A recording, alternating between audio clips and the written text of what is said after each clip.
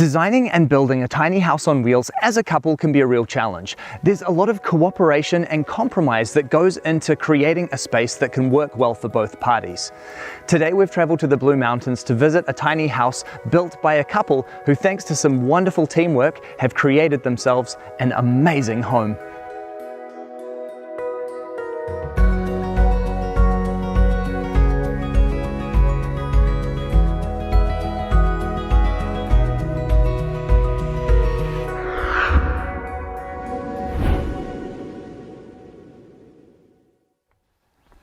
Hi Lisa. Hey Bryce, how you going? Good, thank you. Nice to meet you. G'day Matt, how's it going, mate? Good, thanks. This home is absolutely stunning. It is very sleek, stylish and modern, isn't it? Thank Thank you. Now absolutely I want to talk about the home, but first let's talk about the land that you're on, because this is something very special, isn't it? Yeah, it's 16 acres and yeah, basically goes down to a creek. There's a little swimming hole down there and back up the other side of that ridge there. So yeah, it's nice and secluded. And how did you come to be on this property? Basically about 10 years ago, maybe 8 years ago, there was a big bushfire that came through this area and burnt down a lot of the homes in this street and in this area. So we scored this block out of it, basically. And then this area that you've built onto the house as well creates a really lovely space outdoors to enjoy it all, doesn't it? Yeah. I think it's pretty important with tiny living to be able to expand outside and get that bit more use out of it, you know. When you get people over and you're all in the tiny house, it's very cramped. So you need somewhere to sort of come out and you can spread out. Yeah. Not to mention it's a nice view, and on a sunny day, it's really nice out here. Now, let's talk about the tiny house. As far as tinies go, it is not very small, is it? I guess as far as tinies go, you know, it's a lot smaller than my full-sized house that I came from, but yeah, it's pretty lofty. What size is it? The floor is 9 metres long by 2.5 metres wide, but because of the rakes on either end, the roof is a couple of metres longer. Yeah, the height is 4.3 on that side to the bottom, varying. There's the chimney to take into account and some unboltable stuff, but yeah. I think one of the things in our loft, we wanted to be able to stand up and walk around because we didn't want to have to crawl in or anything like that, so I'm happy with it anyway. And now talk to me about the style of the house, because it is really interesting how you've created this entirely black exterior. I guess it is a bit stark, but I just like black. And I think it actually kind of blends into the valley. Like there's a few black features obviously from the fire, and yeah, I think it kind of suits it. And it looks quite striking here, so I think you've done a really good job with that. Thank you. What was it that actually inspired you to build a tiny house on wheels? That was me. I've been obsessed for a while, watching reality TV shows about tiny houses, Googling them, Instagram, Facebook, you name it, you know, looking them up. Sort of wanted to build one or at least buy one at some stage, and then I met Matt, so now I have one. So we met online.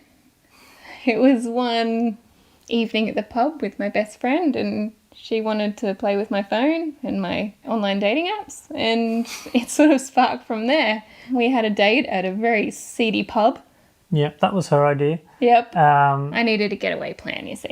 Yeah. Yep. It was just close in case. to the station. Yep. And yeah, she really just wouldn't shut up about these tiny houses, and I really hadn't seen much about them, but she's showing me all these Instagram accounts, and I sort of didn't really think much of it at the time, but yeah, no, she kept on about it. So yeah, once I looked into it, it seemed achievable, you know, and I do like a challenge. So I thought, I'll give it a go. What's the worst that can happen, you know? Throw a bunch of stuff out. Yeah, so I guess I convinced you to build a tiny house. Who build me a tiny house, actually. Yeah. She did give me full disclosure. I even gave him points in time to bail out. And I was laying in bed and I said, are you sure you want to do this? Are you absolutely positive you want to do this? After the trailer was bought, yeah. Once the frame was on, that was it. Yeah. And now this project was done as a DIY build, wasn't it? Yeah, majority of it I did myself or with some help from friends and colleagues and stuff, so yeah, they did hate a lot of it, but you know, in the end I think everyone's pretty proud of it. And you have a background in construction, don't you? Yeah, I do run a bathroom and kitchen renovation company, and so a lot of it was sort of ideas that I'd seen around or things that I'd really wanted to try out, but I couldn't get anyone to go for. So yeah, I thought, oh, I'll do it myself then, you know. Now, before we go inside, I want to talk about the contraption at the back of the house, which I noticed walking down. What on earth is that? That is my custom designed cat run. It seemed simple when I first began doing it, but definitely had to lean on my mates to give me a hand with it. Basically, I've got these two cats and they're my children, and I didn't want anything to happen to them moving to the bush, or I didn't want dead birds on my bed. And also I didn't want the kitty litter inside because it's too small. So yeah, it works well. They love it actually. What a great idea. That is very clever. Well, can we take a look inside the house and check out what you've done on the inside? Absolutely. Let's do it. All right, thank you very much. After you. This is absolutely stunning. You really do notice the extra height in here, don't you? Yeah, you do. The void definitely adds some really nice extra light and extra room. Now the design in here is really interesting and quite beautiful. I really love all of the artistic features that you've put in. This light feature at the top here is really special, isn't it?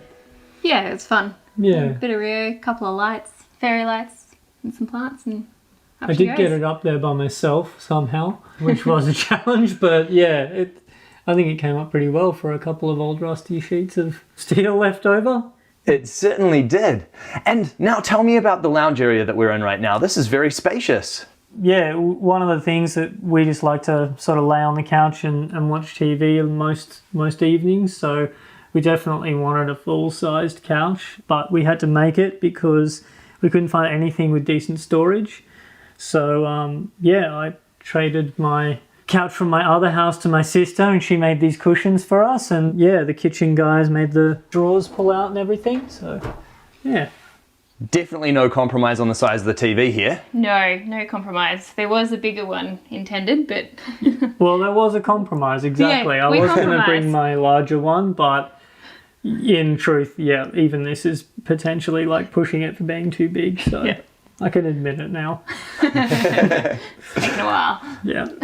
And lots of room for book storage and a few knickknacks as well. Yeah, just bits and pieces. Some of my favourites, some of the ones you can't really go past: cookbooks, university textbooks, those sorts of things. And then the rest are all got given away or put in storage or loaned out, you know. And you are studying at university at the moment, Yeah, aren't I you? am. I'm doing a bachelor's degree in Indigenous Studies through the University of South Australia. And you've got plenty of space to study in here? Yeah, so most of the time we watch telly down here, and we have a loft that I can go and study in and just take some noise cancelling headphones and everything's good. Fantastic. And now this over here, is that your cat door?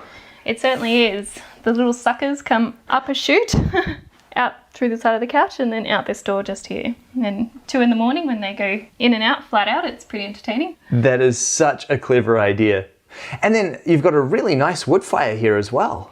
Yeah. Hasn't been cold enough yet to really get it going, but we did one test run and it's pretty great. Pumps out a lot of heat. Yeah.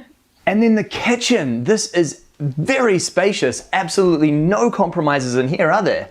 No, we wanted a full-size kitchen in here. I came from a very small house with no kitchen, and Matt came from a very big house with quite a large kitchen. So this is sort of meet in the middle. You've even got these spectacular marble bench tops. Now, this is something you do not often see in a tiny house. No, definitely not. Yeah, I think I potentially would have just done it in timber if I could do it again. I guess I'm used to, designing things that way. So, yeah, I'm stoked with them though. Absolutely. Now, can you walk me through the design and the features in this kitchen? Yeah, so we have a full-size stove. We've got a full-size microwave and oven and a fridge, obviously. And then we've got our butler sink. We've got our pots and pans in there. Dishwasher. I don't necessarily know what's in that drawer. There's There's glasses glasses, and tea towels in there and Yeah. Tupperware. Tupperware, and then we've got all our crockery and things like that upstairs. And I really like how you've managed to build a lot of the appliances into the stairs. Yeah, we've noticed quite a few tiny houses sort of in and around that have their storage in their stairs, and it was something that we thought would be good for us. We have pantry in those sort of 4 drawers, and then we've got our extra stairs that do have more storage in them for knickknacks and bits and pieces.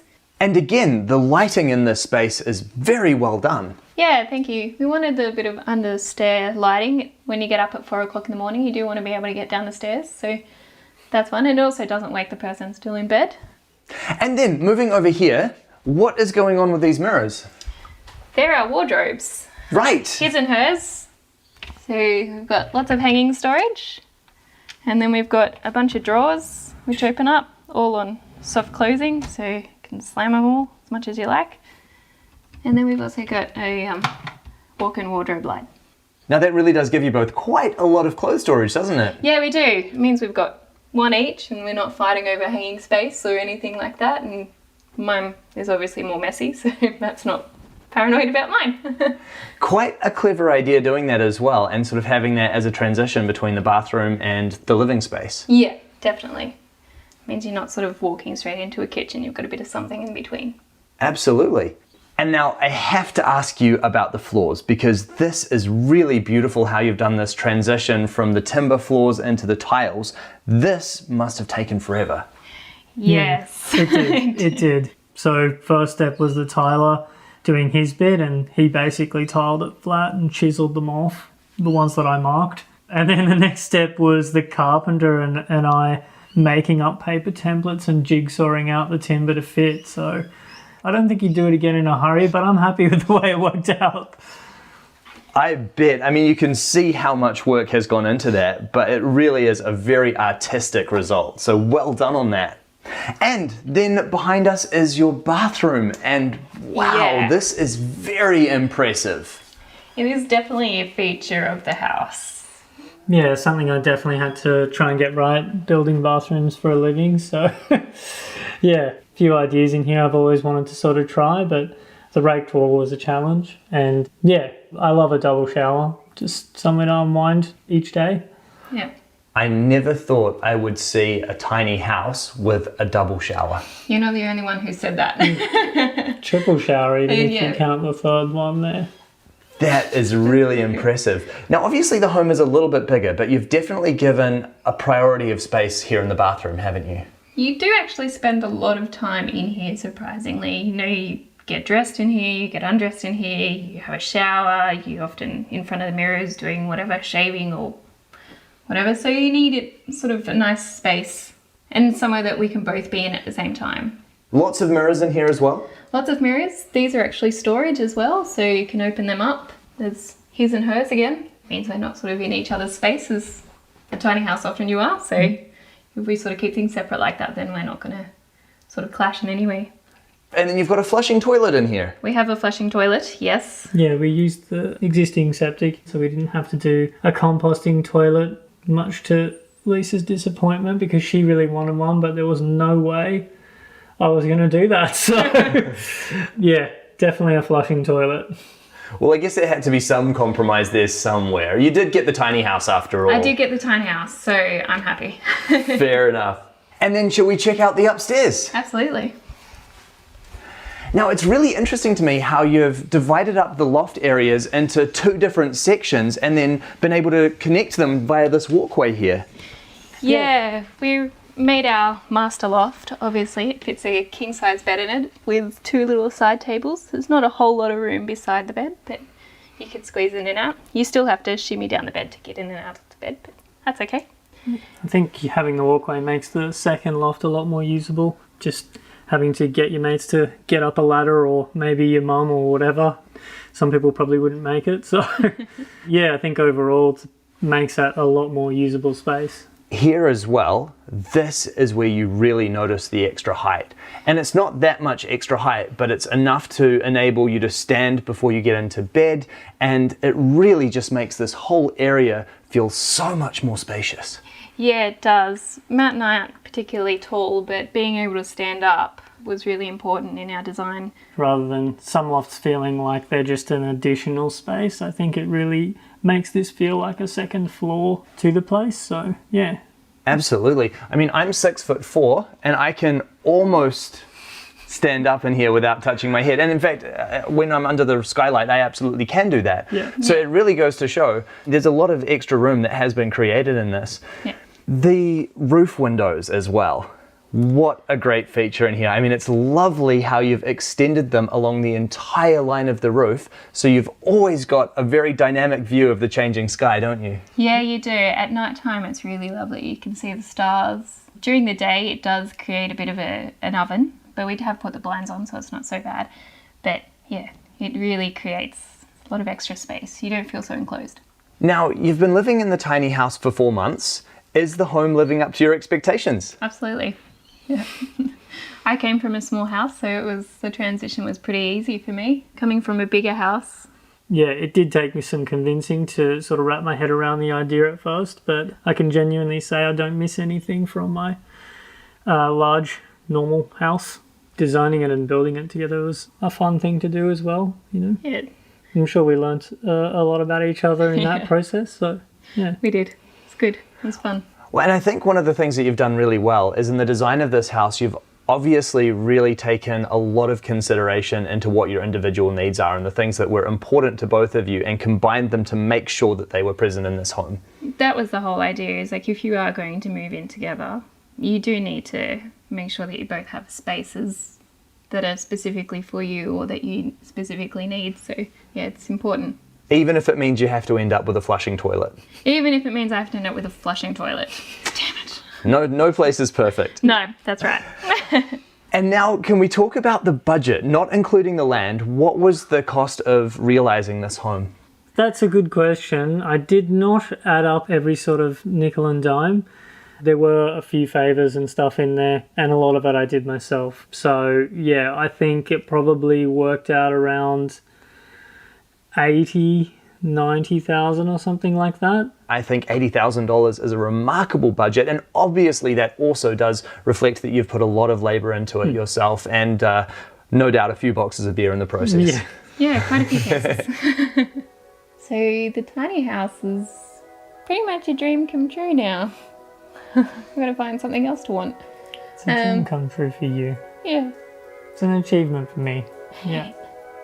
We love the space. We've only been here a couple months, 4 months, but we're making it ours now. I think it's starting to feel like home. Yeah, it's actually been really nice just being able to be in the space, finally finishing the space off, and yeah, I can't really imagine wanting any more house. Well, no more house. This is it. This is all you need. This is all we're getting. Yeah. The design of this home is absolutely beautiful. I can really see how much love and attention you have poured into the construction of this home. The features are beautiful. The land that it sits on is truly spectacular. Thank you so much for sharing your wonderful home with me. Thank you. Thank you. Thanks for coming. My pleasure. I am so very impressed with the quality of design that's gone into this house. Every inch has been incredibly well thought out. Matt and Lisa both knew exactly what they wanted in a home, and they've worked hard to make it happen. And the result is this, a beautiful, modern and very functional home that is perfectly meeting both of their needs.